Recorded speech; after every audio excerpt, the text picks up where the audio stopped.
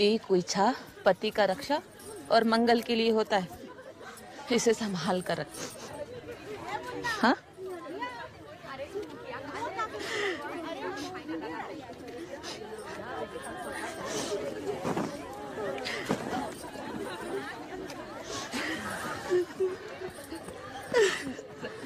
दामाद जी चले।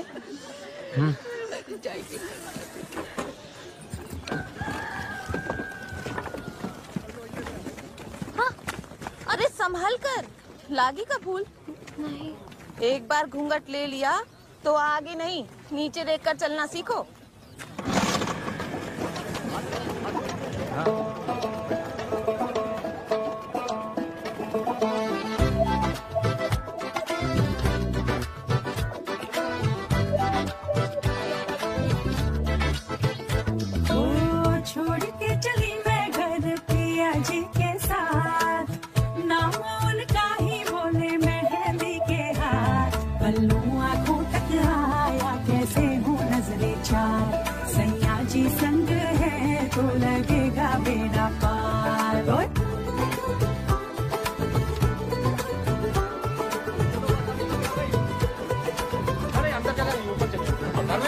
सामान लो जल्दी। फूल, अपना ही सारा गहना उना उतार के उनको दे दो। बस में बहुत भीड़ है ना, चोरी हो जाएगा, पता भी नहीं चलेगा। हमरे यहाँ एक कहावत है, जेवर चोरी दुई दुख पाना, छोटा दुख चोरी बड़ा दुख थाना।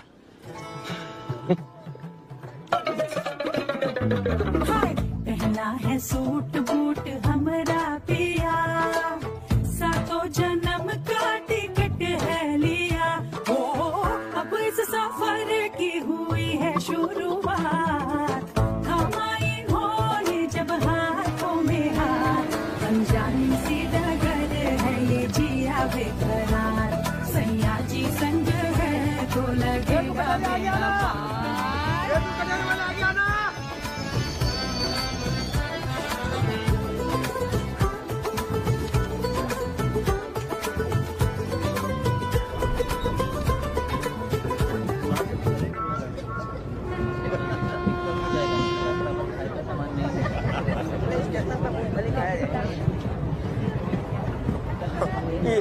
तृतीया पे बलि हुआ, एक तो और जोड़ा आ गया। शुभ दिन पे शादी करके जैसे शंकर पार्वती बन जाते। भैया तनिक बिठाई लो, लेडीज हैं। बैठना दो। आइए भाई जी बैठिए।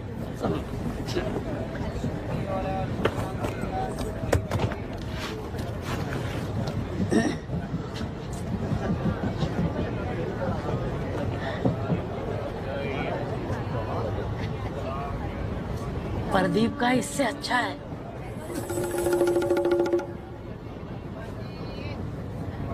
शादी में काम मिला। मोटरसाइकिल तो कॉमन चल रहा है आजकल। हाँ, हमको भी मिला है, वो भी टैंक फुल। हाँ। हमको तो मोटरसाइकिल और 1.5 लाख कैश और मोबाइल मिला है। हाँ, मोबाइल तो मिला, अब टावर क्या हमारे बाबूजी लगवाएंगे? रखो अपने पास। तुमको क्या मिला बताया नहीं?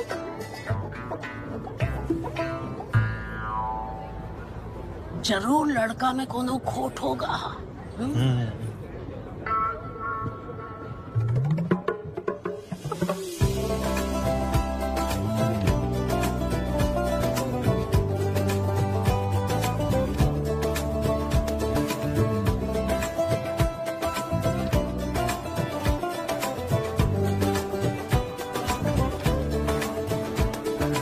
विशाल आने से पहले हम टॉयलेट होकर आते हैं, ठीक है? तुम यहीं बैठी रहना।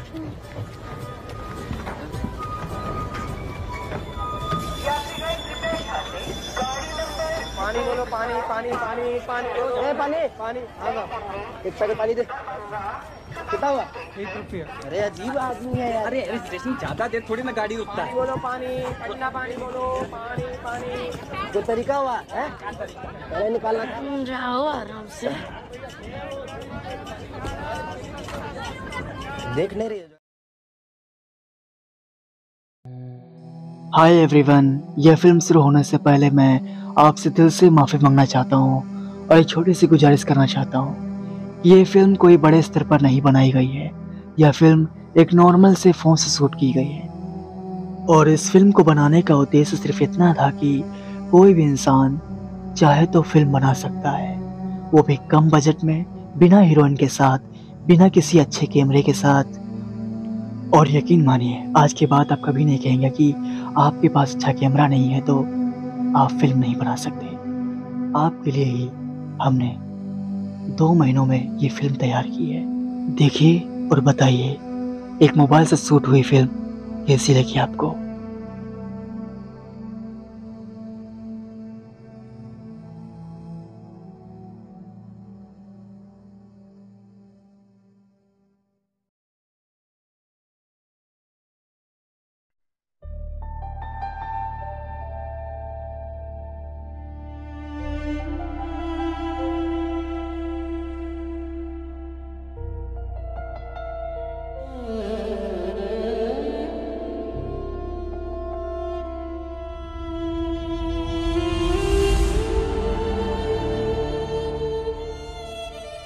प्रभु, आप तो सर्वज्ञाता हैं, तो आपने उनकी जिंदगी में इतनी बाधाएं क्यों लिखी? नंदी, क्योंकि ये उनकी नियति में था, जिसे बदला नहीं जा सकता था। जो दिल में कहीं जो कह ना सका कभी, वो दर्द आज फिर जागा है उसे कहना।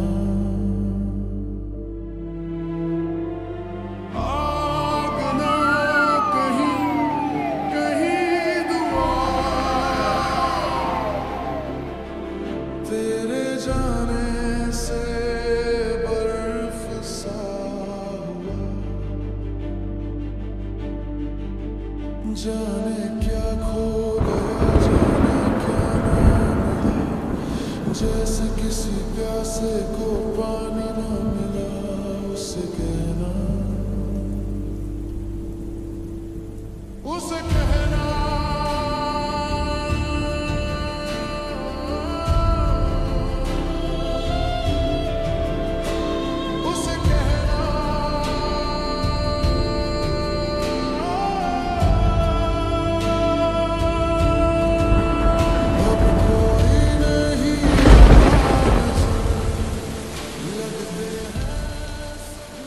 तो जेलर साहब, जेल का पहला भी कैसा है?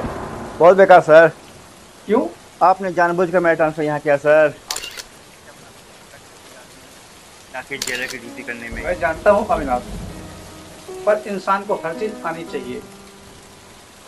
मैं तुम्हारे ट्रांसफर की बात बहुत जल्द ऊपर करूँगा, लेकिन तब तक तुम्हें यहाँ सब कुछ देखना होगा। ओके अविनाश? नहीं सर। हाँ Avinash. No sir. Yes Avinash. नहीं अविनाश, अब जाओ। लेकिन it's my order. Okay sir. Okay Avinash?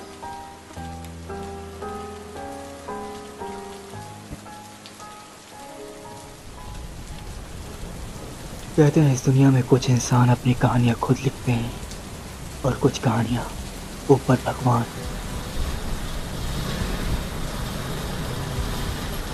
कभी कभी ऐसा होता है कि जैसा हम चाहते हैं वैसा कभी हो नहीं पाता। ये हमारी नियति होती है, किस्मत, डेस्टिनी। इसे बदलना हमारे हाथ में नहीं होता और शायद भगवान के भी हाथ में। आज की कहानी एक ऐसे इंसान की है जिसने अपनी ज़िंदगी में सिर्फ दुख देखा, दर्द देखा, तड़प देखी, बिछड़न देखा। कहते हैं उसकी ज़िंदगी में तकलीफ़ों के पीछे सिर्फ एक ही वजह थी कि जिस लड़की से वो प्यार करता था, जिस लड़के से उसने शादी की, अपनी वाइफ मधु का मर्डर कर दिया। उस दिन के बाद उसके ऊपर भगवान का ऐसा कहर बरसा कि उसकी उम्र थम गई, उसकी उम्र बढ़ना ही बंद हो गई। वो जिस उम्र में था आज भी उसी उम्र में है। पूरे 30 सालों से जेल में बंद है। ये जगह सबसे अलग क्यों है? वो शायद सबसे पुरानी जगह है इसलिए। शायद यहाँ बड़े कैदियों को रखा जाता होगा कई सालों से। ये कहानी जैसे जैसे आगे बढ़ते जाएगी वैसे आपको सोचने पर मजबूर भी करेगी कि सच में उस इंसान के साथ ऐसा हो सकता है।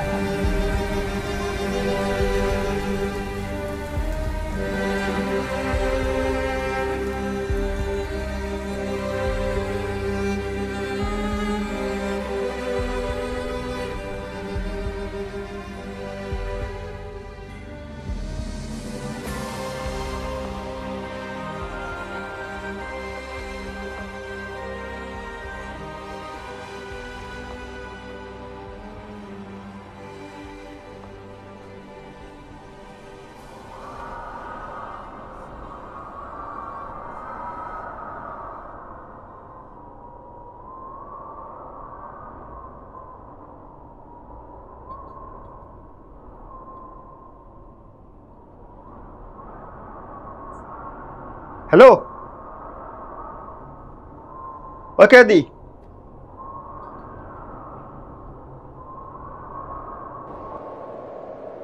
कैदी नंबर 512। सुनाई नहीं देता क्या? चोरी किया है क्या? नहीं यार, चोरी की इतनी बड़ी सजा नहीं मिलती है। फिर तूने क्या किया है? बोल।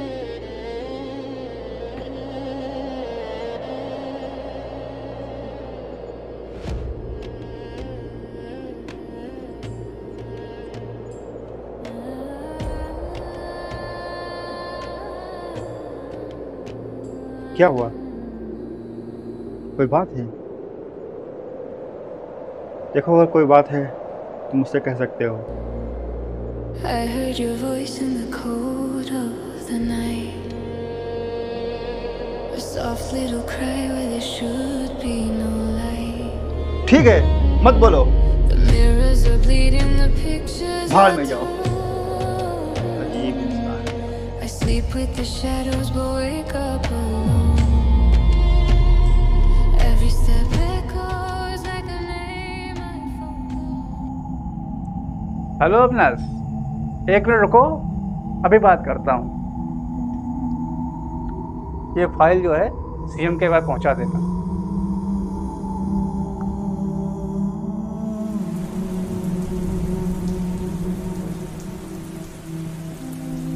हाँ अविनाश, तो पूरी जेल देखा है?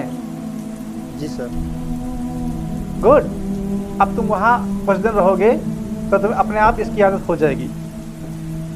और मैं तुम्हारे ट्रांसफ़र की बात भी जल्दी ही कर लूँगा। ओके अविनाश।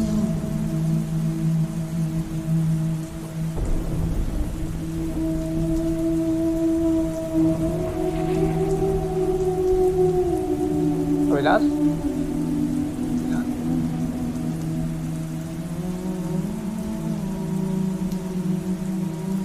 हेलो अविनाश जी। हाँ सर, हाँ सर, यस सर। कहाँ पर हो अविनाश? नहीं सर। ओके ठीक है। जी सर, मुझे आपसे एक बात पूछनी थी। हाँ पूछो। वो सर, सब कैदी तो अपनी जगह पे ठीक हैं। गुड। पर इस जेल में एक कैदी है जिसको इतनी कम उम्र में जेल आना पड़ा और उसको सबसे अलग रखा गया, मानो सबसे छुपा के। आखिर उसने ऐसा क्या किया है सर? कहीं तुम कैदी नंबर 512 की बात तो नहीं कर रहे? हाँ सर। जी सर। उसके बारे में पूरी दुनिया जानती है और तुम एक ऑफिसर होकर उसके बारे में नहीं जानते? नहीं सर, ऐसा क्या है? जिस कैदी को तुम इतनी कम उम्र का बता रहे हो वो पिछले 29 साल 11 महीने से जेल में बंद है। और तब से आज तक ना उसकी उम्र बढ़ी है और ना घटी है। क्या सर, मजाक करने के लिए मैं ही मिला था? कोई कैदी ऐसा है जिसकी उम्र ना बढ़ती है ना घटती है? पर सर, ये सब कहानियाँ हैं और इंसान फायर होने के लिए बनाता है। तुम तो जानते हो अविनाश, मैं मजाक नहीं करता। सॉरी सर, पर ये कैसे हो सकता है कि किसी की उम्र ना बढ़े? मुझे जितना बताया गया है, इसने अपनी बीवी का मर्डर किया था और जब से इसको जेल भेजा गया है तब से इसकी उम्र बढ़ना ही बंद हो गई है। मानो इसका समय उसी दिन से रुक गया हो। ये कैसे हो सकता है? उसने अपनी बीवी का मर्डर किया और उसकी उम्र ना बढ़ी हो? एक तुम ही नहीं हो जिसने ये बात सोची है। हजारों लोगों ने इसके पीछे का कारण जानना चाहा पर कोई जान नहीं पाया। हम तो इसे ऊपर वाले का चमत्कार ही मान सकते हैं, वरना ऐसा होना पॉसिबल ही नहीं। मैंने अपनी लाइफ में बहुत से अपराधियों को अपराध करते हुए पकड़ा है, लेकिन आज तक ऐसा केस नहीं देखा। उस दिन अविनाश को पता चला कैदी नंबर 512 के बारे में, उसकी कहानी के बारे में। उसने रिसर्च की, उसके बारे में पता लगाया, पर फिर भी उसे यकीन नहीं था। उसकी आंखों को देखकर, उसके दर्द को देखकर।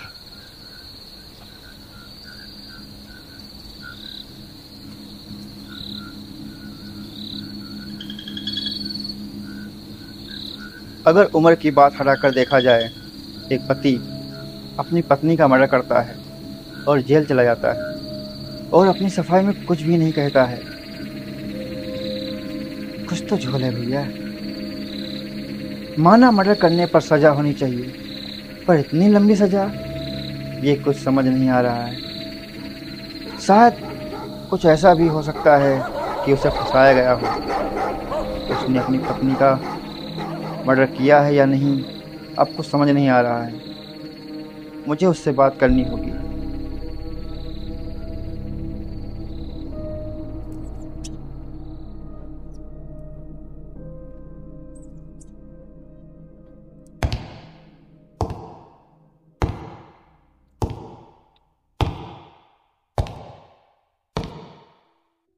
हेलो, कैसे हो शिवा?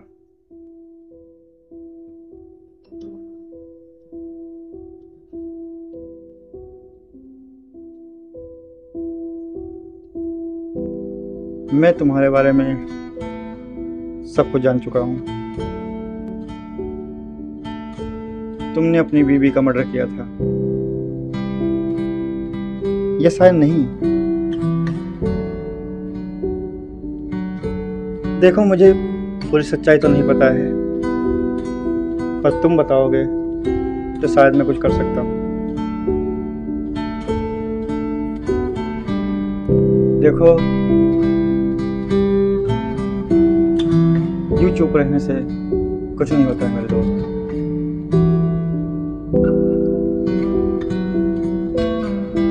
देखो, मैंने तुम्हें अपना दोस्त बोला है, तो तुम भी मुझे अपना दोस्त समझ सकते हो।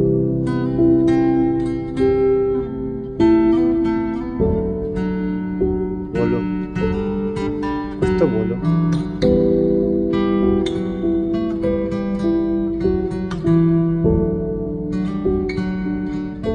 तुम्हारा चुप रहना मुझसे साफ साफ कह रहा है कि मैं यहाँ से चला जाऊँ। तो ठीक है, दोस्त बोला है मैंने तुम्हें, मैं जा रहा हूँ।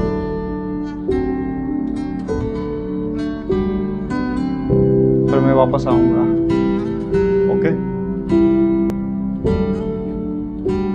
पहले तो अविनाश को सिर्फ शक था कि शिवा बेगुनाह है, लेकिन आज के बाद अविनाश को पूरा यकीन हो गया था कि शिवा बेगुनाह है।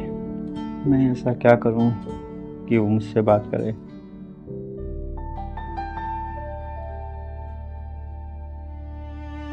पहले तो मुझे शक था, पर अब मुझे पूरा यकीन है कि वो बेगुनाह है। मधु मर्डर केस, जिसमें एक पति अपनी पत्नी का बड़ी बेरहमी से मर्डर कर देता है और फिर एक चमत्कार होता है ऊपर वाले का कि उस इंसान की उम्र बढ़ना बंद हो जाती है। ये एक ऐसी मिस्ट्री है जिसे आज तक कोई सुलझा नहीं पाया है। कुछ लोग कहते हैं कि वो इंसान एक शैतान है जिसने अपनी पत्नी का मर्डर किया है और इसी वजह से उसे भगवान का श्राप मिला है। लेकिन सच क्या है, ये अभी भी एक मिस्ट्री है जिसे सुलझाया जा रहा है पिछले 30 सालों से, लेकिन अभी तक कोई सुलझा नहीं पाया है। फिर जागा है उसे कहना। देखो, मैंने तुमसे बोला था मैं आऊंगा, तो मैं आ गया। बोलो, कुछ तो बोलो। आखिर 30 साल कैसे चुप रह सकते हो तुम?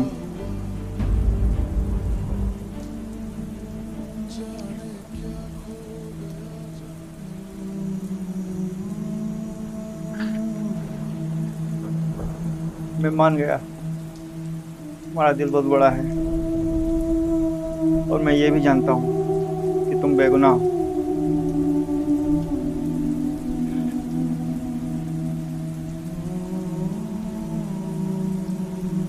कभी कभी इंसान सही होकर भी गलत हो जाता है, मैं जानता हूँ। बच्चों पर रहना किसी भी चीज़ का सलूशन नहीं होता।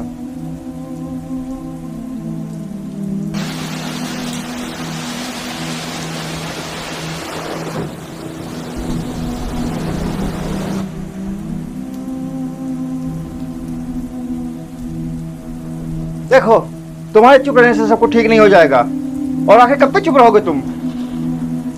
शायद ठीक कहते हैं लोग, तुमने ही अपनी बीवी का मर्डर किया है।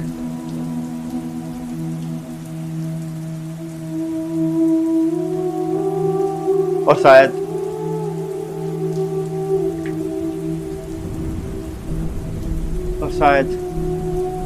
तुमने उससे प्यार ही नहीं किया था।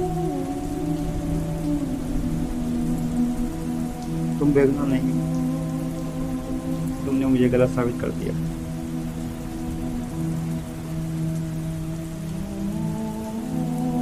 अगर तुमने कभी भी उससे प्यार किया था या है तो प्लीज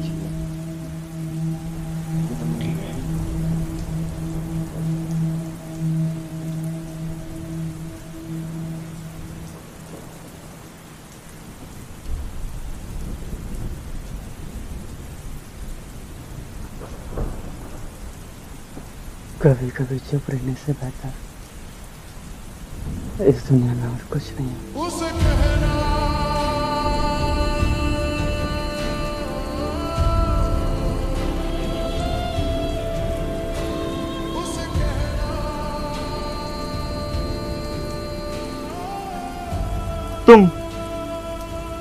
तुम्हें आखिर ऐसा क्यों लगता है? पता नहीं, पर अब चुप रहना ही अच्छा लगता है। पर चुप रहने से भी हम कभी कभी बहुत कुछ खो देते हैं। कभी कभी बोल कर भी तो बहुत कुछ खो देते हैं। और अगर किस्मत में खोना लिखा है तो हाथ में भी आकर खो जाएगा। पर अगर जानबूझ के छोड़ा जाए तो?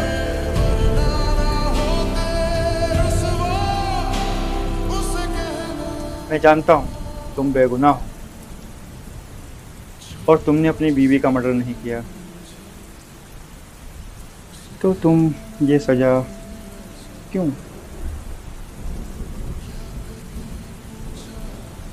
आप ये कैसे कह सकते हैं कि मैंने अपनी मधु का खून नहीं? अपराधियों को पकड़ने की ट्रेनिंग ली। अपराध अपराधियों की आंखों में देख लेता हूँ, पर वो अपराध तुम्हारी आंखों में नहीं है। तुम्हारी आंखों में तो किसी के लिए बेइंतहा प्यार है, मोहब्बत है।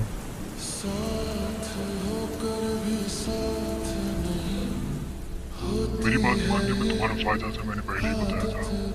तो याद रखो, इस बार का मौका तुम्हारी जिंदगी का सबसे बेस्ट मौका है। Thank you so much sir, आपने मेरे लिए इतना सब किया। ओके, अभी जो भी है वो तुम्हारी मेहनत है, इसलिए कल 7:30 PM।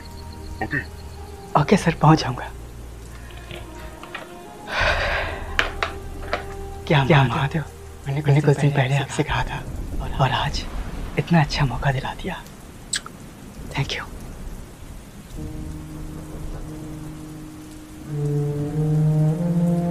अब शायद तुम्हारी मम्मी पापा की नजरों में मैं खुद को साबित कर पाऊं।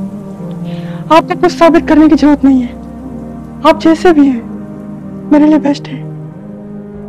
और ये बात बहुत जल्द वो भी समझ जाएंगे। पता है तुम्हारा दिल बहुत साफ है, क्योंकि तुम खुद इतनी अच्छी हो। देखो, मैं जो भी कर रहा हूँ वो तुम्हारे घर वालों के लिए कर रहा हूँ। मुझे नहीं पता मैं उनकी नजरों में अच्छा दामाद बन पाऊंगा या नहीं, पर मैं अपना फर्ज निभाऊंगा एक बेटा बनकर, चाहे वो समझे या ना समझे। साफ दिल का आप मुझे बोलते हैं और खुद आप इतना पवित्र हैं। मुझे नहीं पता, पर मैंने तुमसे एक वादा किया था जो मैं कभी नहीं तोड़ूंगा।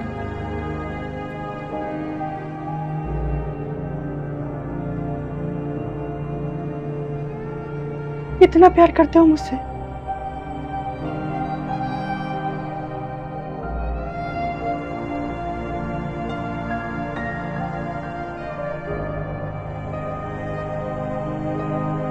आपके रुलाने का इरादा है क्या? चलिए सो जाइए, बाकी की बातें हम कल करेंगे। जी भर कर देख लेने दो आज, फिर पता नहीं कितने दिनों बाद तुम्हें देख पाऊंगा। आप बातें तो ऐसे कर रहे हैं जैसे लगता है कि आप साल भर के लिए जा रहे हैं।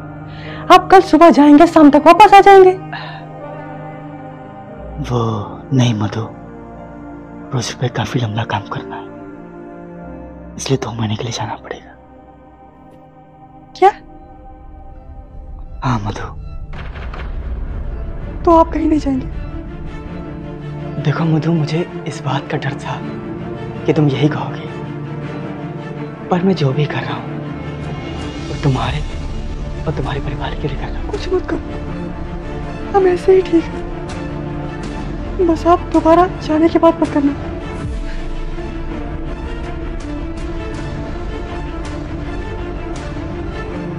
देखो मधु, इस बात को तुम क्यों नहीं समझ रही? अगर मैं जाऊंगा नहीं तो कैसे? प्लीज, एक मौका मिला है और तुम जाने से रोक रही हो। मौका? ठीक है, अगर आप जाना चाहते हैं तो जाइए, मैं आपको नहीं रोकूंगी।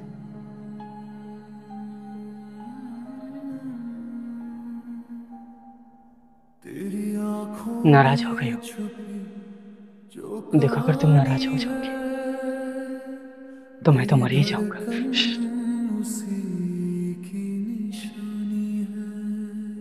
दोबारा ऐसा मत बोलिएगा, मैं आपसे नाराज नहीं हूं और नहीं कभी हो सकती।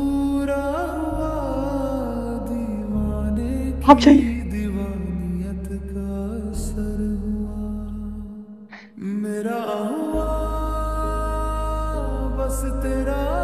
और वो दिन आखिरी था जब मैं मधु से मिला था,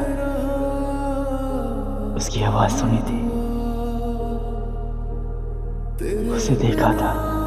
मधु, वो पैकिंग, मधु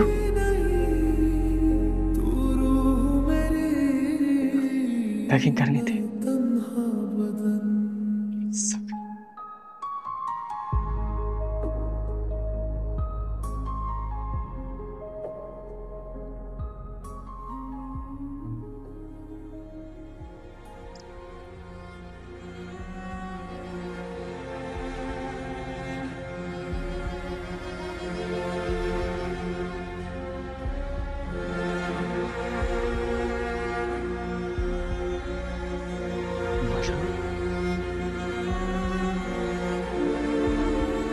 मधु,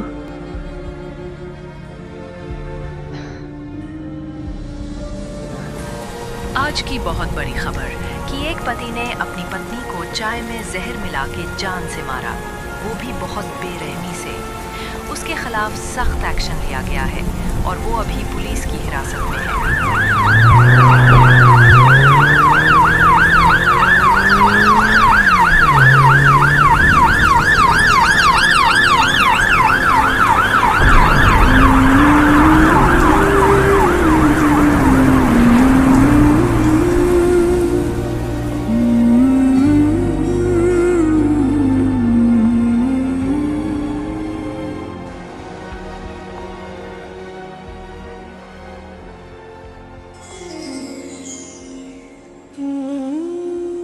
ये सब क्या हो रहा है प्रभु?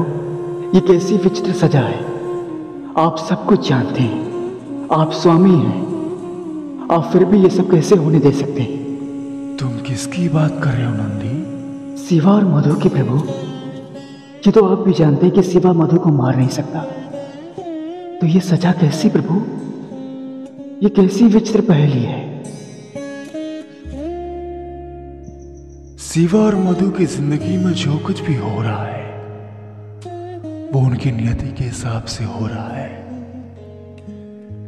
क्योंकि उन दोनों का मिलना कभी था ही नहीं।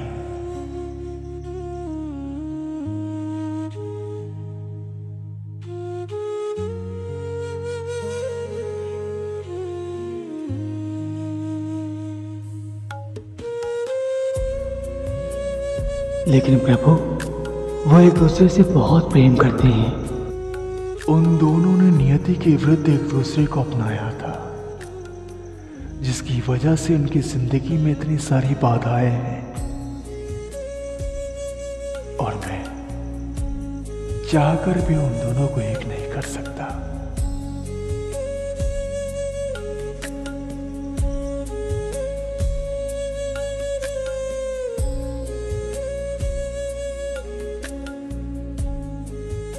मैं क्या करूं मेरे महादेव?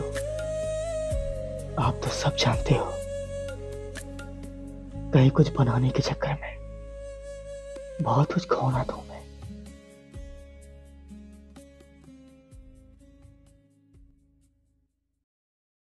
मधु, मैं जानता हूं कि तुम मुझसे नाराज हो, लेकिन मैं कल वापस आ रहा हूं सिर्फ तुम्हारे लिए।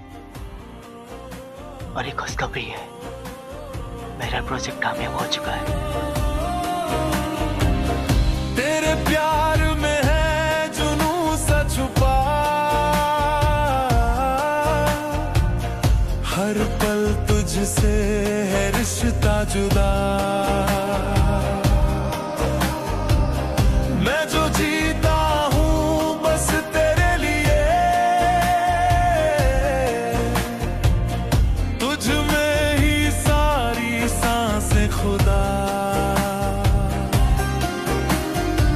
तू ही अरमां, तू ही सच है, धड़कनों में तेरा रंग है। मैंने दिल पे लिख दिया है, तू मेरा है, तू मेरा है। तेरे दिल पे हक मेरा है, तू सनम बेशक मेरा है। आज मेरे पास मधु का दिया हुआ सिर्फ वो लेटर है जिसमें उसने लिखा था कि मैं अपने घर जा रही हूं। लेकिन अजीब बात है कि इस दुनिया में अगर कोई मुझसे सबसे ज्यादा नफरत करता है तो वो है मधु के पापा, जो शायद मुझे दोबारा मधु से मिलने ना दे।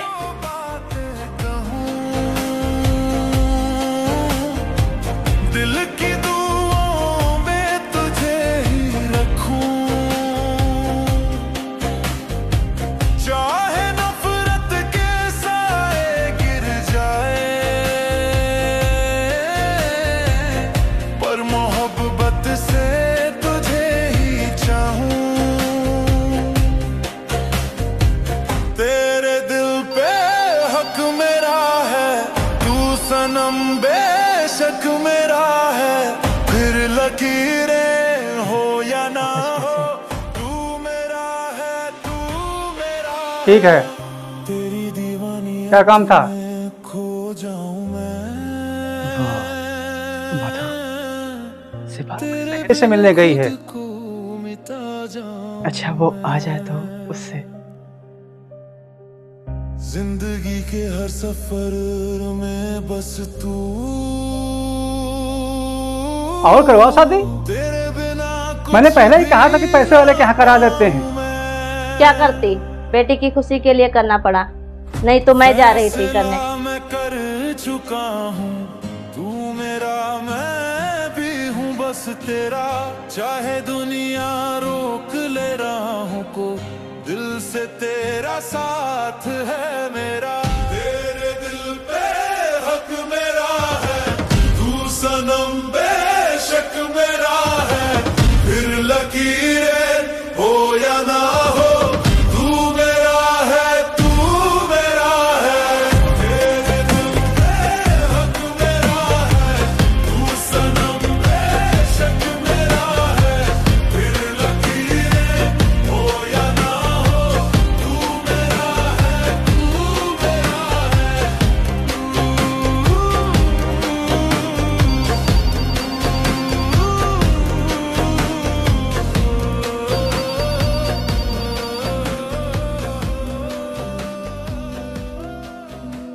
हेलो हेलो मम्मी जी।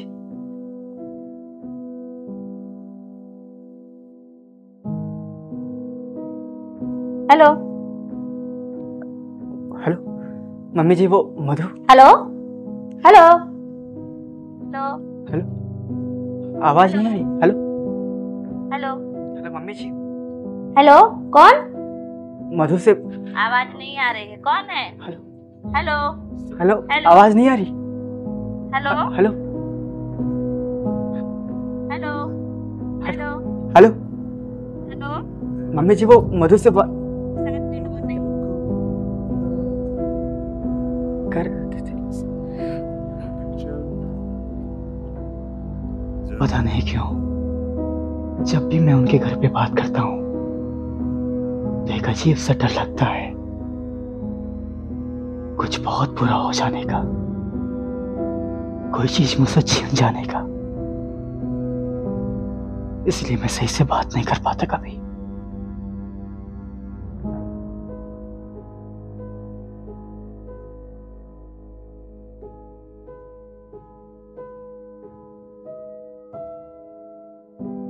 नमस्ते पापा जी।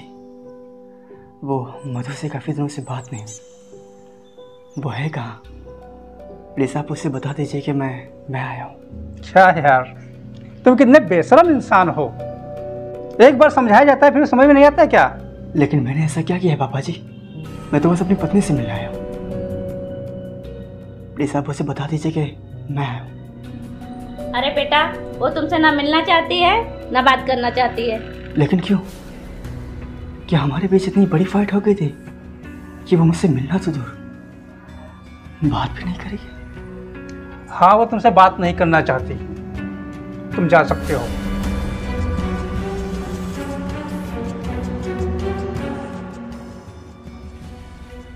ठीक है, फिर मैं थोड़ी देर बाद आऊंगा। तुम नहीं आओगे। आऊंगा। तुम नहीं आओगे। मैं जरूर आऊंगा। ठीक है बेटा, तुम जाओ।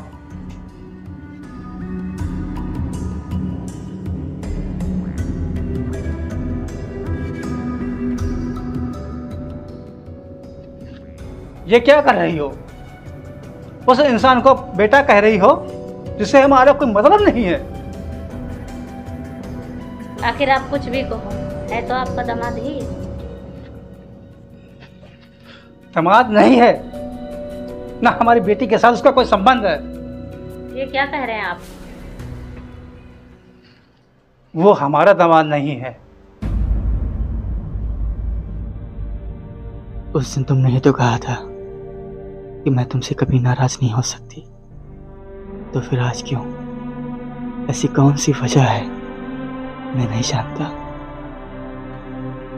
तुम नहीं जानती कि तुम्हारे बात ना करने से मैं पल पल मर रहा हूं। मैं तुमसे दूर नहीं रह सकता, पर ऐसा क्या हो गया जो तुम उससे बात भी नहीं करना चाहती।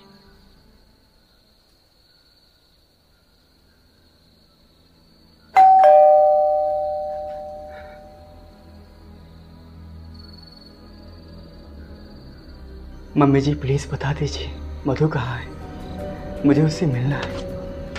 ये फिर आ गया? प्यार से कह रहे हैं बेटा चले जाओ, वरना धक्के मार के निकालना पड़ेगा।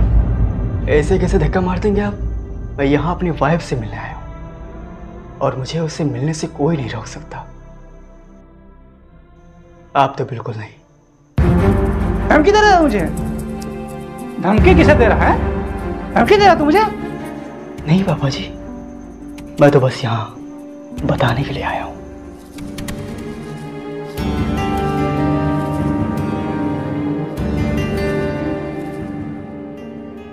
ठीक है, जाओ मिल लो उससे। सच कहाँ है?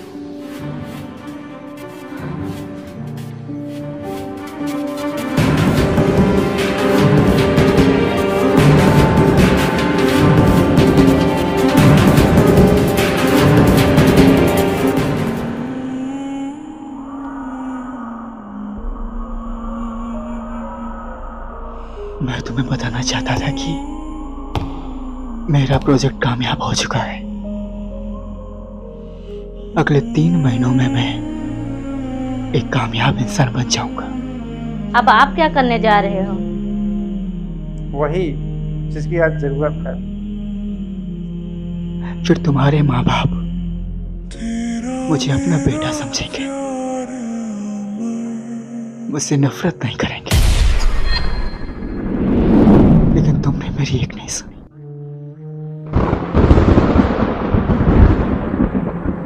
मैंने बहुत कोशिश की उसको समझाने की, पर मैं बोलता रहा, उससे अपने दिल की बात कहता रहा, लेकिन उसने एक जवाब नहीं दिया।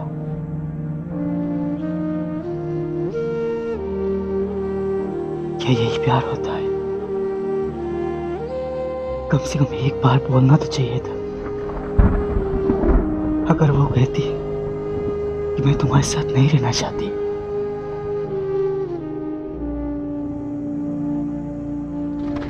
मैं उसकी खुशी में अपनी खुशी ढूंढ लेता, लेकिन उसने कुछ भी नहीं बोला। इन 2 महीनों में उसका प्यार मेरे लिए बहुत कम हो चुका है।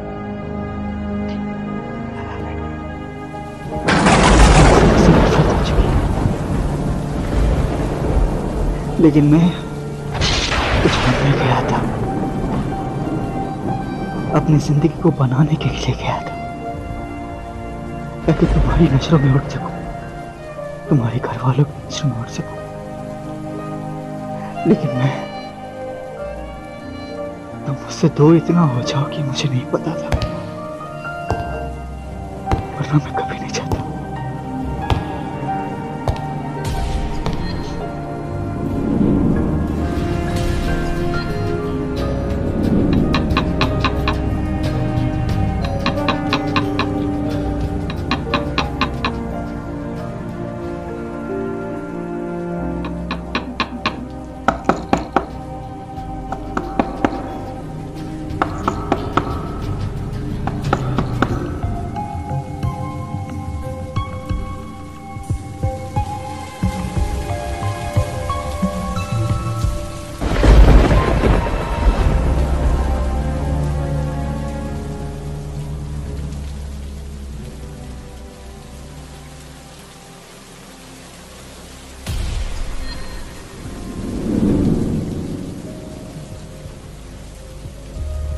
आई एम इंस्पेक्टर राम, आपके खिलाफ अरेस्ट वारंट है।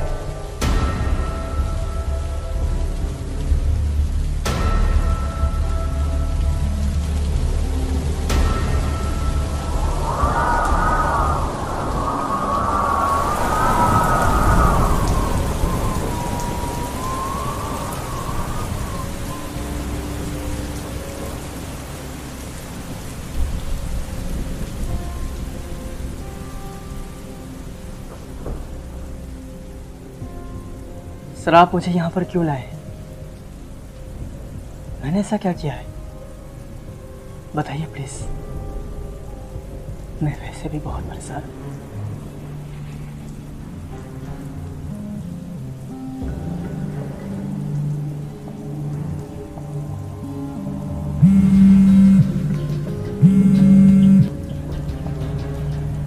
हेलो इंस्पेक्टर, आपको पता है ना आगे क्या करना है? आप बिल्कुल फिक्र मत कीजिए, मैं यहाँ सब देख लूँगा। Thank you so much. बहुत परेशान हो गया हूँ मैं उससे। आप फिक्र मत कीजिए, मैं हूँ ना। हाँ तो तुम क्या कह रहे थे? सर आप मुझे यहाँ पर क्यों लाए? किस जुर्म में? जुर्म तो बहुत बड़ा है, पहले 2 पेपर रखे उसमें साइन तो कर।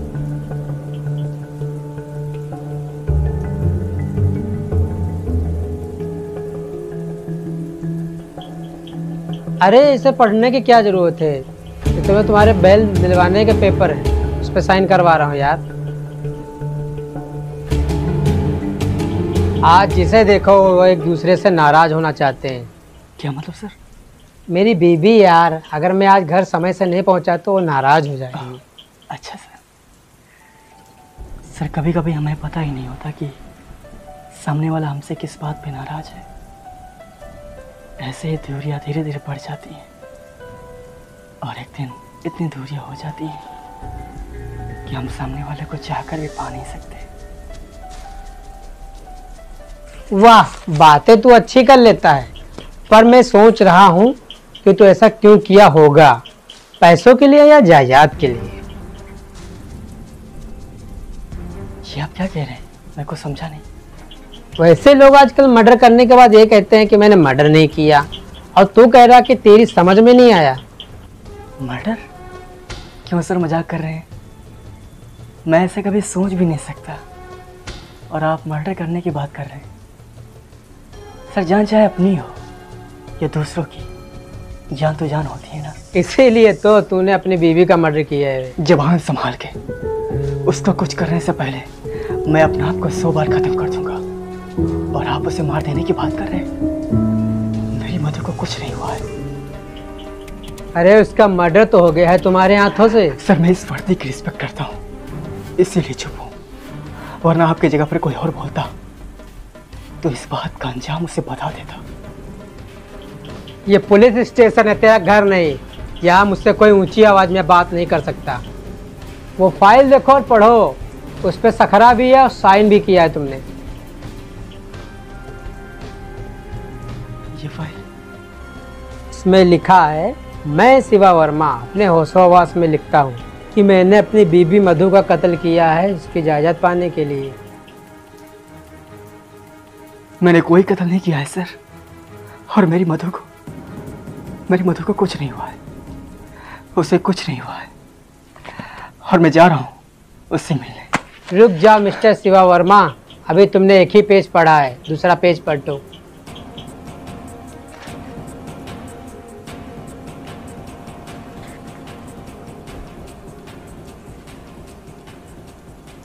इसमें लिखा है कि मैं शिवा वर्मा अपने पूरे होशो हवास में लिखता हूँ कि मेरी बीबी मधु देशद्रोही है, हिंदुस्तान में रह के पाकिस्तान के लिए वो काम करती है, इसलिए मैंने अपनी बीबी मधु को मार दिया है।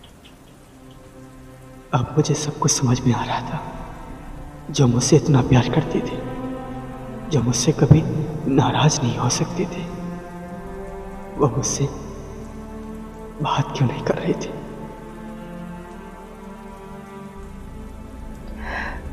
लेकिन सर ये गलत है, आप भी जानते हैं गलत है। न तो वो देशद्रोही है और न ही मैं उसे मार सकता हूँ। फिर आप ऐसा क्यों कर रहे हैं? ये तो मैं नहीं बता सकता। या तो देशद्रोही को मारने वाला हीरो बन जाओ और आज़ाद हो जाओ, लेकिन इससे बेचारी मरने के बाद भी देशद्रोही का कलंक उसके माथे पे लग जाएगा। और या तो उसका कातिल बन के जेल चले जाओ, लेकिन बेटे के देशद्रोही होने से लोग उसके माँ बाप को किस नज़र से देखेंगे ये तो तुम अच्छी तरह से जानते हो।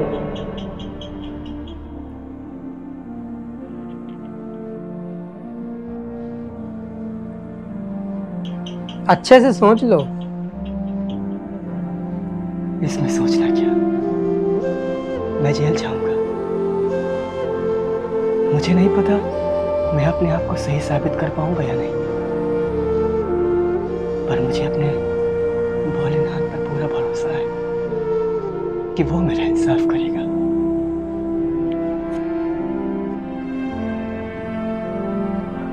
जिस उम्र में बहुत कुछ करना था, उस उम्र में ये सब कुछ छिन गया।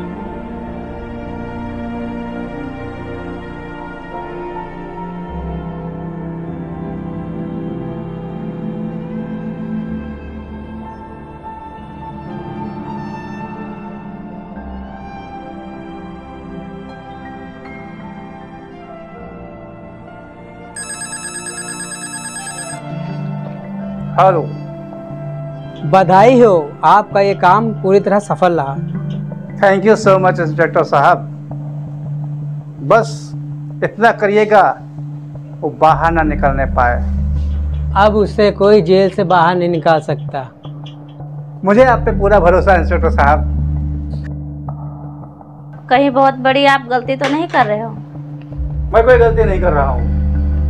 आपको ये बात खुद पता है कि वो उस गलती की सजा पाने जा रहा है जो उसने किया ही नहीं। शायद वो हम लोगों की खुशी के लिए ये सब कर रहा है। वो बहुत चालाक है, लेकिन इस बार उसकी चालाकी नहीं चलेगी।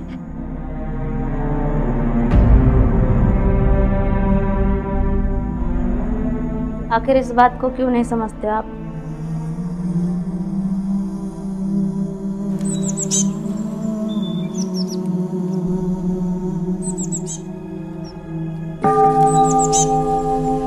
ये अदालत तमाम सबूतों और गवाहों के आधार पर मुलजिम को अपनी पत्नी की कत्ल करने व उसके साथ घिनौना अपराध करने के जुर्म में मिस्टर शिवा को 30 साल की सजा सुनाती है।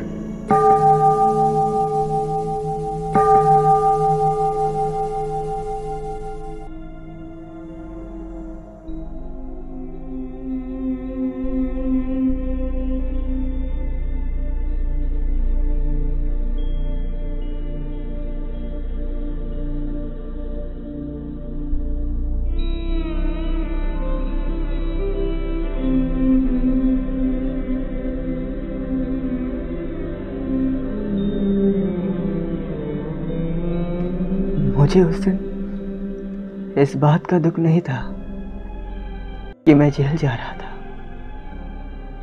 दुख तो इस बात का था कि मैं आखिरी बार उसे मिल नहीं पाया, उसे देख नहीं पाया।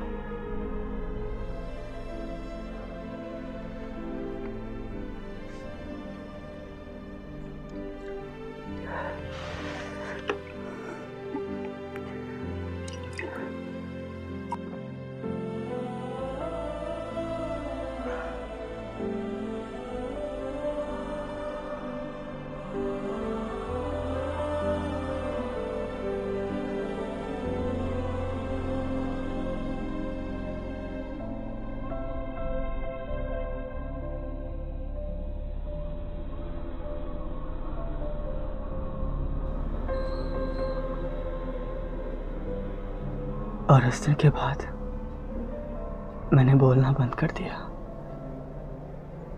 अब चुप रहना अच्छा लगता था।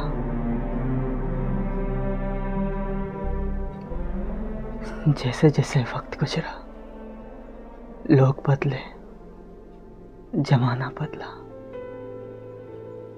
पर मैं वही था। बहुत अजीब लगता है जब आपके सामने वाला व्यक्ति बूढ़ा हो रहा हो और आपकी उम्र पर कोई फर्क ही ना पड़े। आपने जिंदगी भर उस गलती की सजा पाई जो आपने की ही नहीं थी। हम जिनसे प्यार करते हैं उन्हें कोई बुरा कहे तो हमें भी बहुत बुरा लगता है। यहाँ तो उसके दुनिया छोड़ जाने के बाद भी देशद्रोही का कलंक उसके माथे पर लग रहा था। तो मैं कैसे? मैं समझता हूँ, मैंने ये इसलिए नहीं किया कि मैं उससे प्यार करता था, मैंने इसलिए किया कि मैं उससे आज भी प्यार करता हूँ और अपनी आखिरी सांस तक करता रहूंगा, और शायद उसके बाद भी। आप जैसे लोगों का इस दुनिया में होना किसी चमत्कार से कम नहीं है। मुझे तो यकीन ही नहीं हो रहा। आपके लाइफ के बारे में तो सारी दुनिया को पता होना चाहिए। मुझसे वादा करो कि ये बात अपने तक ही रखोगे। लेकिन वादा करो। पर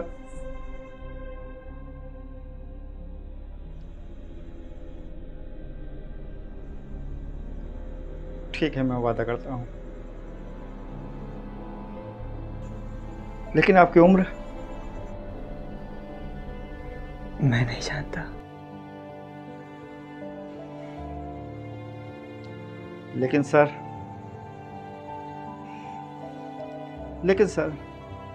मैं आपसे एक बात पूछूं? आपने ये सब मुझे क्यों बताया? अभी तुम ही तो बोल रहे थे बताने के लिए। नहीं, वो सर, मुझसे पहले भी कई लोग आए होंगे और आपसे पूछा होगा, पर आपने ये बात मुझे क्यों बताई? बस दिल ने कहा। थैंक यू मुझ पे विश्वास करने के लिए।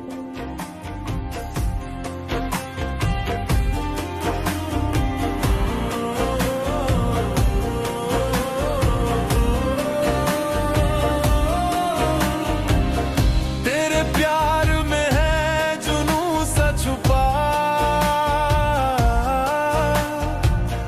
हर पल तुझसे है रिश्ता जुदा। मैं जो जीता हूँ बस तेरे लिए, तुझ में ही सारी सांसें खुदा। तू ही अरमां, तू ही सच है, धड़कनों में तेरा रंग है। मैंने दिल पे लिख दिया है, तू मेरा है, तू मेरा है। तेरे दिल पे हक मेरा है, तू सनम बेशक मेरा है।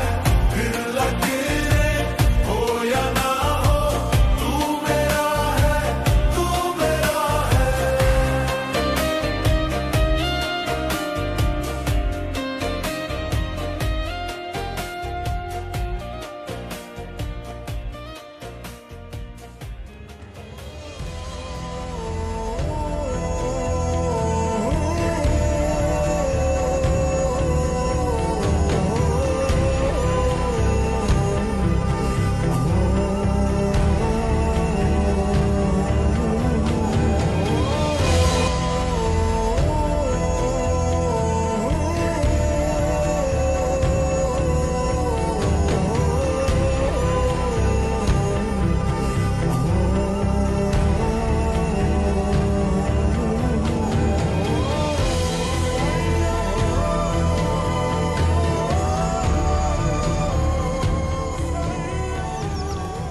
मुझे नहीं पता अब आपका जवाब क्या होगा, पर अब आपको कैसा लग रहा है?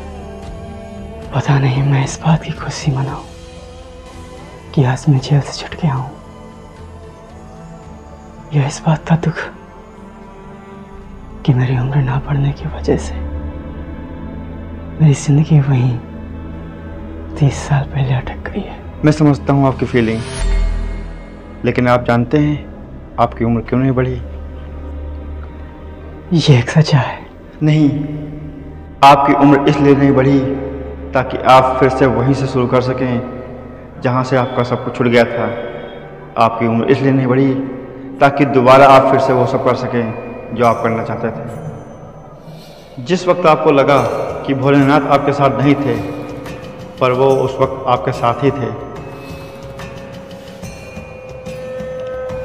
माना कि आप दोनों का बिछड़ना मुकद्दर में था, लेकिन ये सज़ा आपके मुकद्दर में नहीं थी। लेकिन तुम इतने पक्के से कैसे कह सकते हो? क्या? यही सब जो आप अभी बोले थे।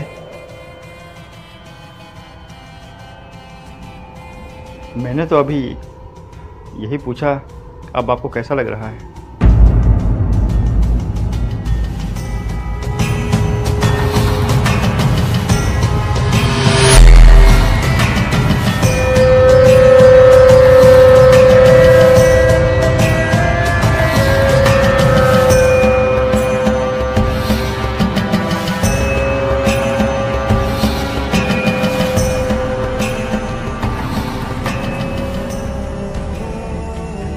क्या?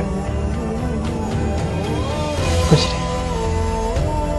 तो अब आप कहाँ जाएंगे? जब समुद्र में उतर पड़ेगी तो समंदर का पानी अब कहाँ ले जाएगा, ये तो बस समंदर ही जानता है।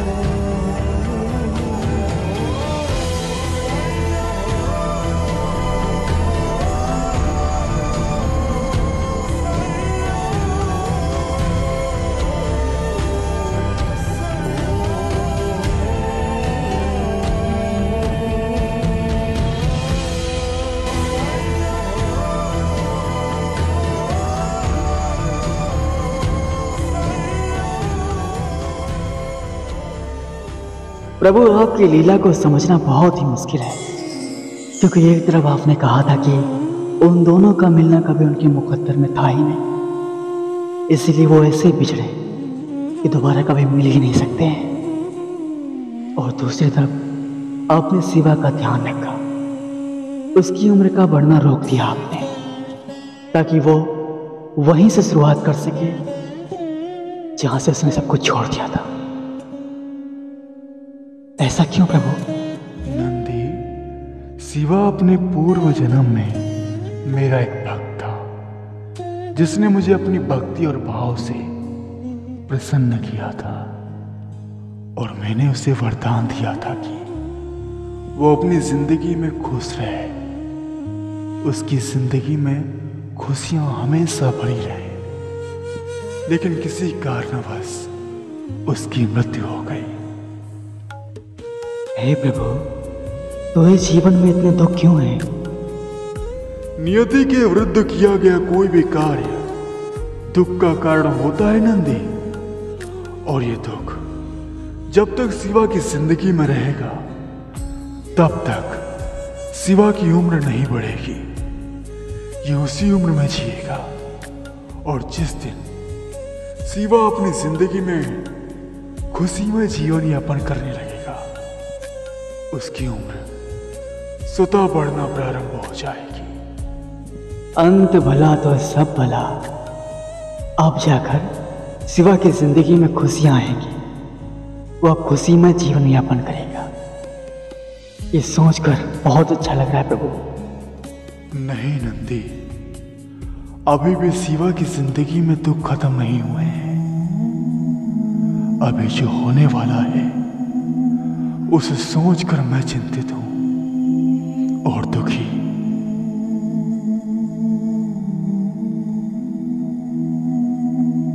मधु मर्डर केस का खुलासा आखिर होगा भी या नहीं, ये जनता का सवाल है। पिछले 30 सालों से जिस इंसान को जेल में बंद रखा गया वो आज रिहा हो गया है। आखिर इतने सालों बाद जेल से छूटने पर वो कहां जाएगा, अपने घर या फिर किसी की जान लेने? आज ये एक सवाल है क्योंकि उसने अपनी पत्नी का मर्डर किया था। पिछले 30 सालों से जो सच लेके जेल में बंद रहा आखिर सबके सामने आएगा भी या नहीं, ये भी आज तक का सबसे बड़ा सवाल है। बने रहे अन्य खबरों के साथ। 30 सालों से इसकी उम्र ना बढ़ती है और ना ही घटती है। अजीब लोग हैं यार, क्या क्या छाप देते हैं टीआरपी बढ़ाने के लिए।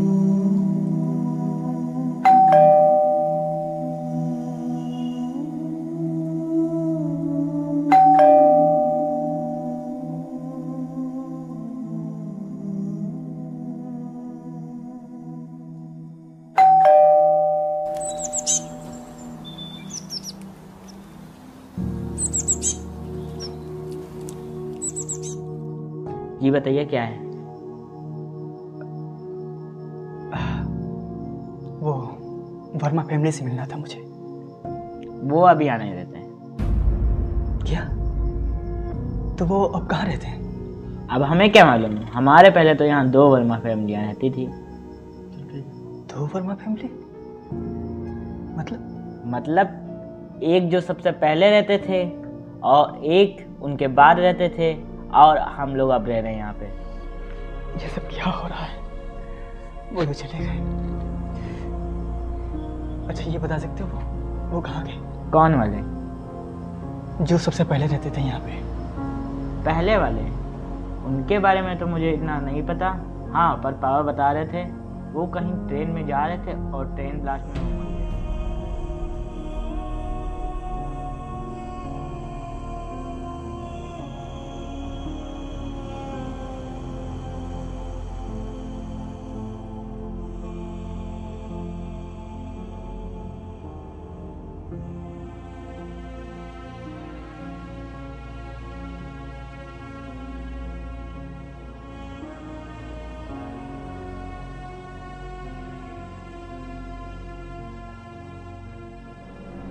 क्या हुआ?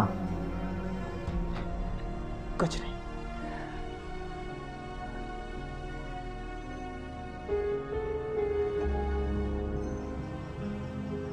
ये ताला कैसा है? ये ताला पिछले 30 सालों से पड़ा हुआ है। उसकी रोज सफाई करके फिर से ताला डाल दिया जाता है वापस। ये ताला इस कमरे में कैसा? शायद इस कमरे में कुछ हो सकता है।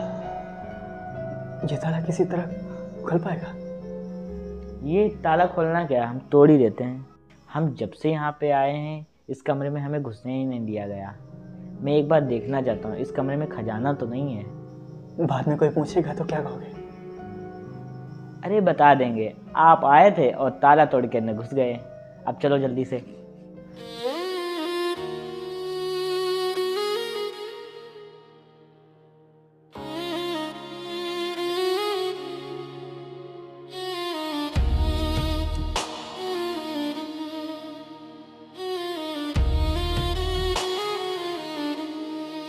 I heard your voice in the cold of the night, a soft little cry where there should be no light.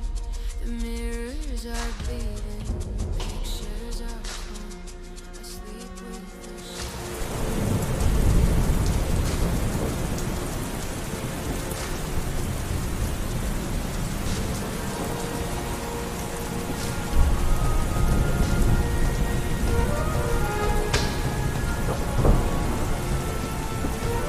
ये तो एक नॉर्मल कमरा है और ताला इतना बड़ा।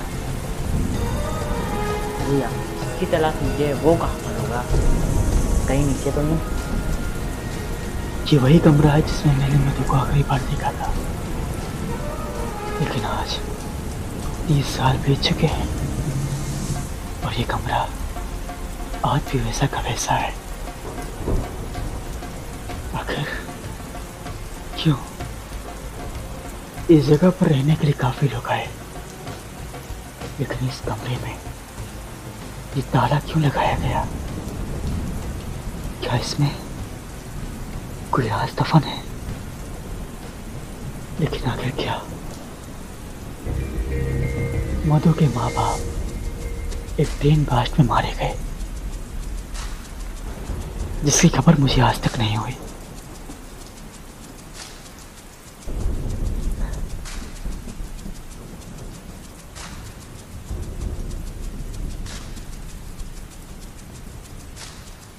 यहाँ पर एक बॉक्स था। अरे यार मुझे क्या पता, ढूंढो वहीं कहीं पे होगा। देख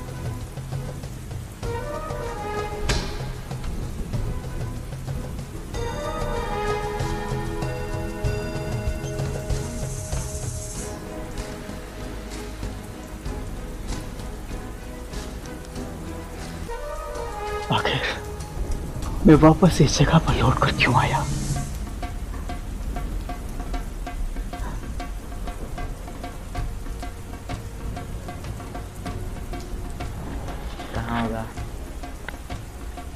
मुझे इतना क्यों देख रहे हो? बॉक्स। ओ तेरी की, इतना बड़ा बॉक्स मुझे क्यों नहीं दिखा?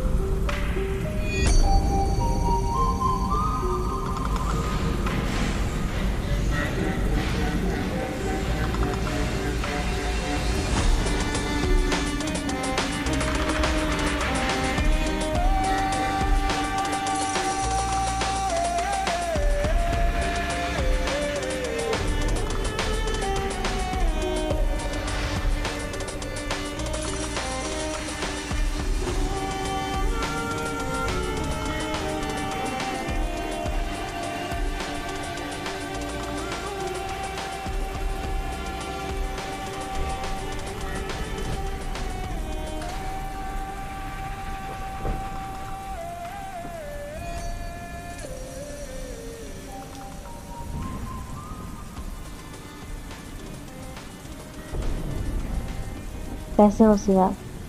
मुझे पता है तुम ठीक नहीं होंगे।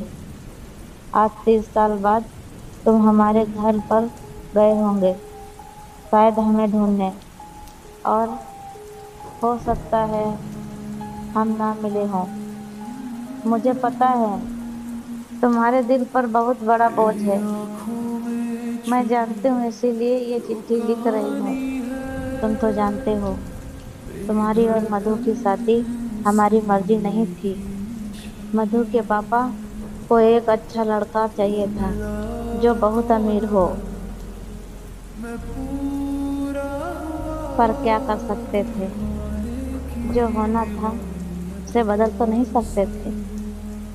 उस दिन जब मधु घर पर आई थी तो मधु के पापा ने उसे तुम्हारे पास ना भेजने का प्लान बना लिया था। हमारी बेटी घर आ गई, समझ रही हो? मैं कुछ भी हो जाए, मैं उन दोनों को अब एक नहीं होने दूंगा। हमारी बेटी आई है, वो यहीं खुश रहेगी, उसके साथ तो बिल्कुल खुश नहीं रहेगी। अभी तुमको लगता है कि वो उसके साथ खुश रहेगी, मगर मुझे नहीं लगता कि वो उसके साथ खुश रहेगी। इसलिए मैं उन दोनों को अलग करने कुछ भी कर सकता हूँ, कुछ भी करूँगा। उस दिन उन्होंने अपनी ही बेटी को तुमसे दूर करने के लिए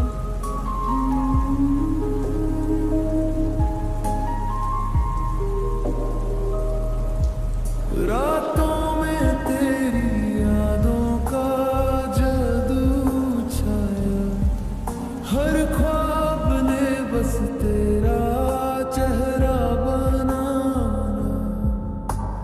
पागल हुआ मैं तुझ में। मैं यह चिट्ठी तुम्हें इसलिए लिख रही हूँ ताकि जब तुम वापस आओ तो तुम अपना अधूरा काम पूरा करो। तुम अपने प्यार को संभाल लो। हाँ शिवा, उस दिन जहर तो मिलाया था, पर जहर वाली चाय दे नहीं पाई। मैं अपनी बेटी को खो नहीं सकती थी।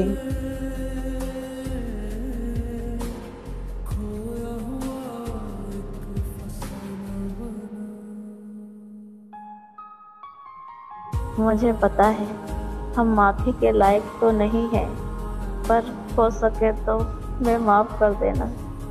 वो वही है जहाँ उसे होना चाहिए, तुम्हारे घर।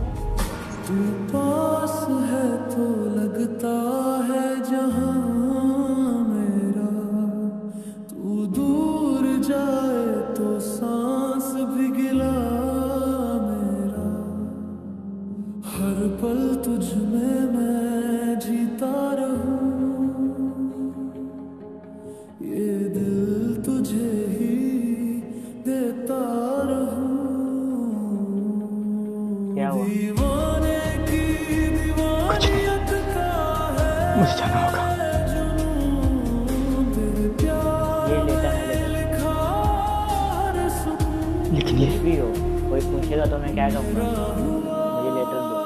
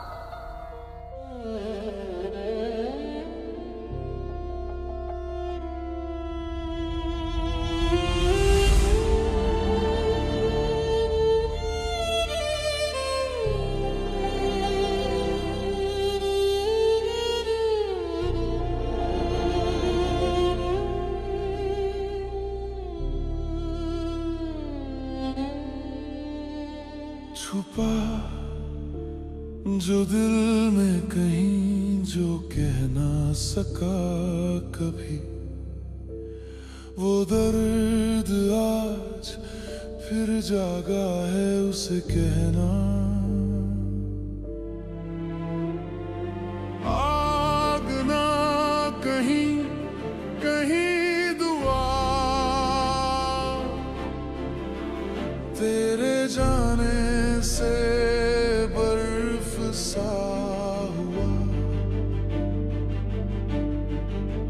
जाने क्या खो गया जाने क्या ना मिला, जैसे किसी प्यासे को पानी ना मिला उसे कहना। उसे कहना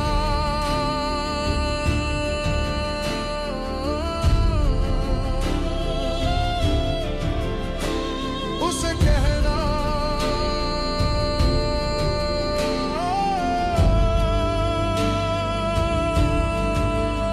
अब कोई नहीं आता नजर, लगते हैं सभी जहर, मांगे उसकी बाहों का सहारा। मुश्किल है बिन तेरे गुजारा, प्यासे ही रहे हिजर के सहरा। उसे कहना बर्बाद किया उसकी आंखों ने, वरना ना होते रुसवा। उसे कहना छोड़ा जिस हाल में मुझे, उसे कहना मैं अभी भी वैसा हूँ। क्या कभी पूछा हाल मेरा, उसे कहना आऊंगा लौट कर मैं मौत से भी लड़ कर, एक बार अगर वो पुकारे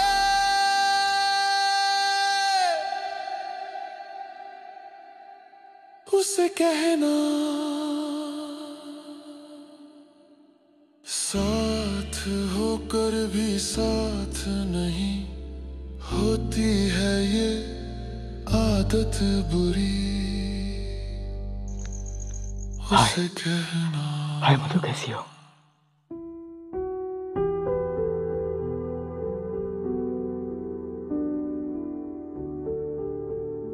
तुम बिल्कुल नहीं पतली, बिल्कुल नहीं।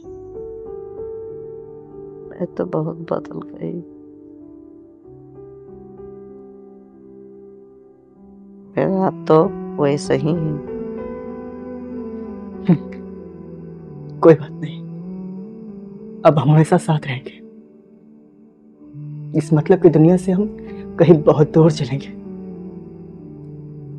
कोई हमें अब अलग नहीं कर पाएगा। साथ रहेंगे हम।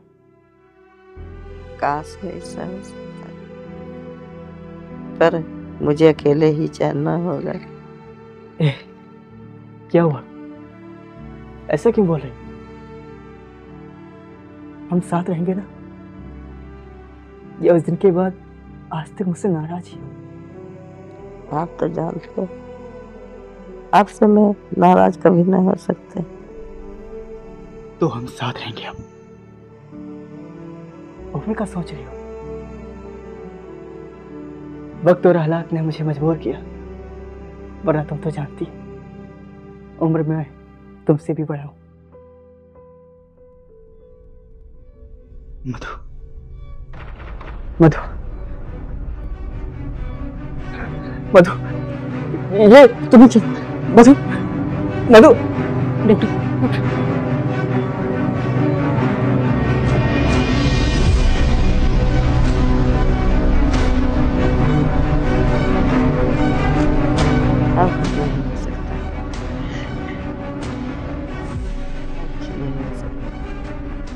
क्यों नहीं हो सकता?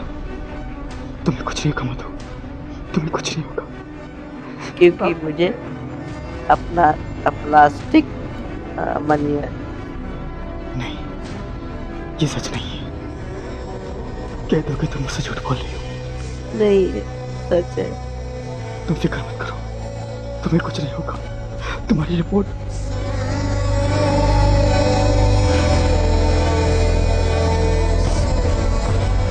हे प्रभु, कुछ कीजिए, नहीं तो अनर्थ हो जाएगा। वो दोनों फिर से बिछड़ जाएंगे। प्रभु कुछ कीजिए ना। नंदी, उन दोनों के भाग्य में जो लिखा है उसे बदला नहीं जा सकता। यही उनकी नियति है। Aplastic anemia. What is suffering from the disorder of the bone marrow.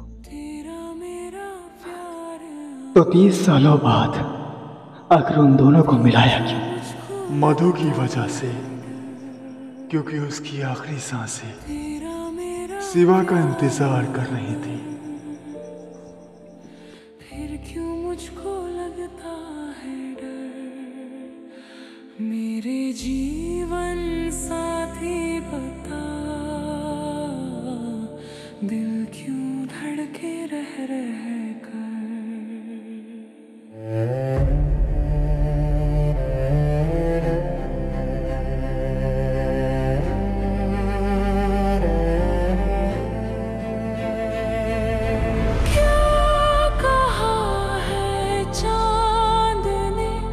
जिसको सुने ये चांदनी, हर लहर पे झूम के। क्या इसका कहीं इलाज नहीं? क्या कुछ भी नहीं हो सकता? नहीं। एक बात पूछूं तुमसे? पूछे।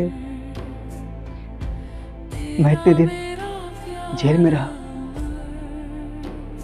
तो तुम मुझसे एक बार में मिलने क्यों नहीं?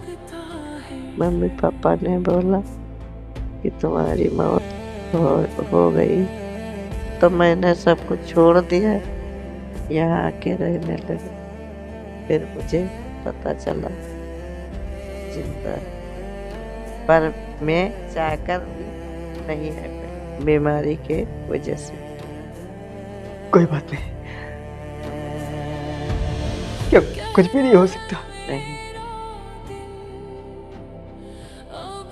आप मुझसे एक वादा करोगे? ठीक है, बोलो। वादा कीजिए। ठीक है, मैं वादा करता हूँ।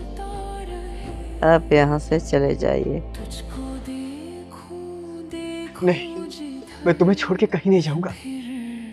प्लीज, आपने वादा किया। आप मुझे जाते हुए नहीं देख पाओगे। आपसे एक बात पूछूं? जब मैं चले जाऊंगी तो याद करोगी?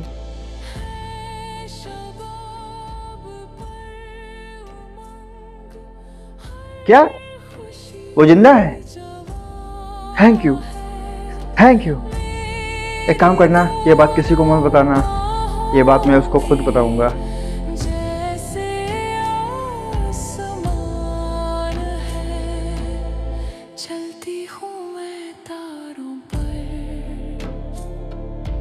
समय खत्म हुआ।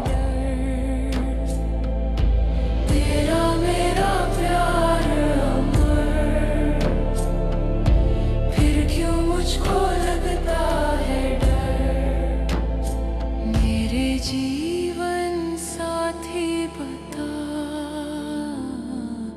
दिल क्यों धड़के रह कर।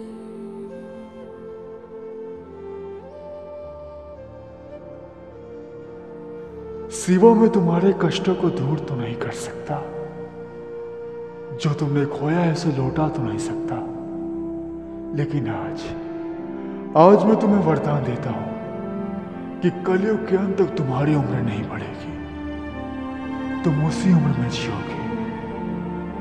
और मधु इस दुनिया में दोबारा जन्म लेगी और वो सिर्फ तुम्हारी होगी।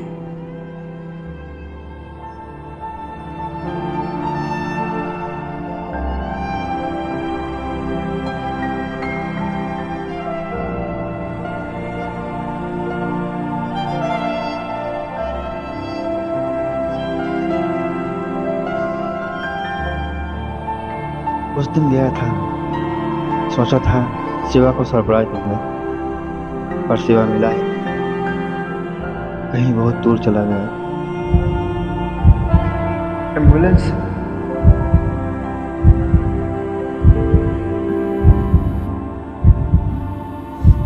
अगर मैं उस दिन नहीं जाता तो बहुत कुछ मुझे पता भी नहीं चलता।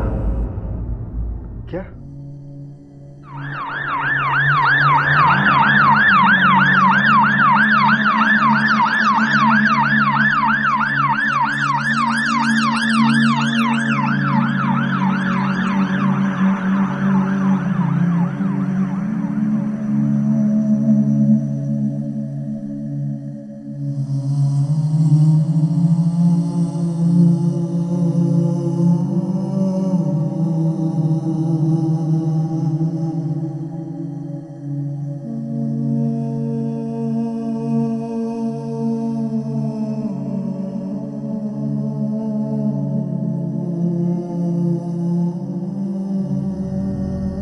मैंने मधु के मम्मी पापा के बारे में पता लगाया, पर पता चला वो ट्रेन ब्लास्ट में मारे गए।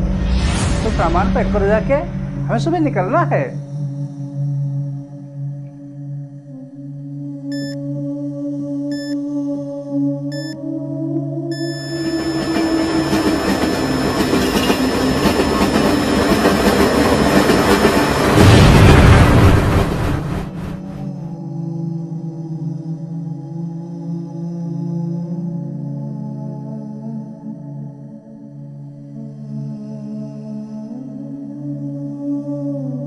शिवा, एक ऐसा नाम जिसे पूरी दुनिया जानती है कि शिवा ने अपनी पत्नी का कत्ल किया था। लेकिन सच कुछ और है कि शिवा ने अपनी पत्नी मधु का कत्ल नहीं किया है, और अगर उन दोनों में कुछ था तो सिर्फ सच्चा प्यार, जिसकी वजह से शिवा 30 सालों तक जेल में रहा। लेकिन आज इतने सालों बाद पता चला कि मधु की काफी एज होने के बाद एक बुरी बीमारी से मौत हुई है, और वही शिवा आज भी उसी उम्र में है। और अब शिवा कहाँ है ये किसी को नहीं पता। आज हम सब पूरी जनता शर्मिंदा होकर सिर्फ माफी ही मांग सकते हैं कि कितना बुरा भला कहा शिवा को। मधु के जीवित रहने के बावजूद भी मधु का कत्ल का इल्जाम लगा, उस वजह से दूर रहना पड़ा शिवा को। और अब शिवा, तुम कहीं भी हो, प्लीज लौट आओ। और आज हर इंसान तुमसे बस यही कहना चाहता है कि दिल से सॉरी शिवा।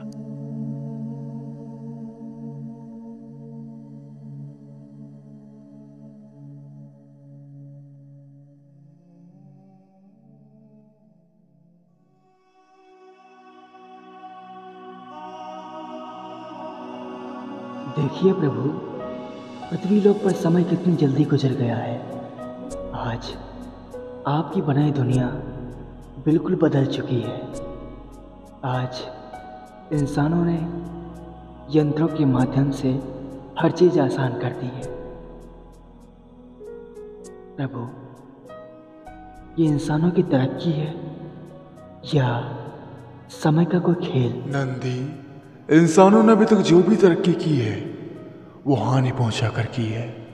वो चाहे प्रकृति को हानि पहुंचा कर की हो, चाहे पृथ्वी को हानि पहुंचा कर की हो, चाहे एक दूसरे को हानि पहुंचा कर की हो।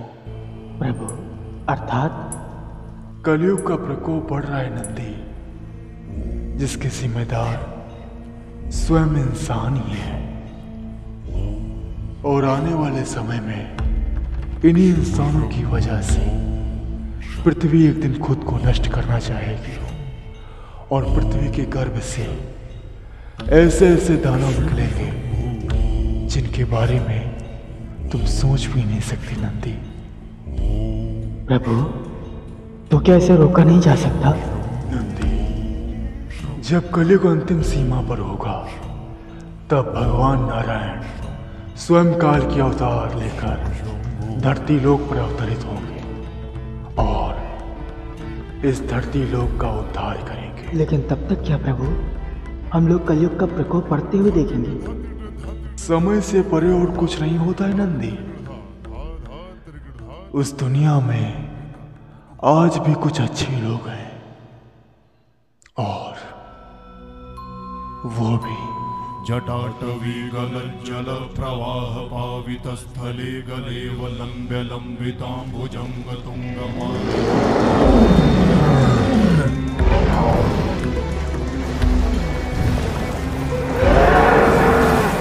जटाटवी गलज्जल प्रवाह पावितस्थले प्रभु ये तो शिवा है और इतने सालों बाद आज भी ये उसी आयु में है। शिवा को मैंने कलयुग के अंत तक उसी उम्र में जीने का वरदान दिया था, तो आज मैं शिवा को कुछ शक्तियां भी देता हूँ ताकि वो कलयुग के प्रकोप का सामना कर सके। मैं जानता हूँ शिवा कलयुग को रोक नहीं सकता पर सहायता कर सकता है। तथास्तु। शिव शिवं शिव शिवं शिव शिवं शिव शिवं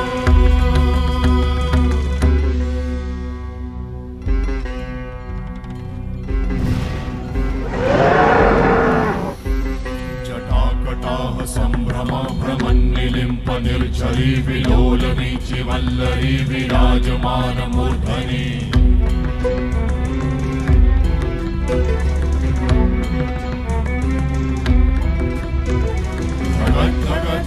ज्वलल्ललाट वट्टपावते किशोर चंद्रशेखरे रति प्रतिक्षणं मम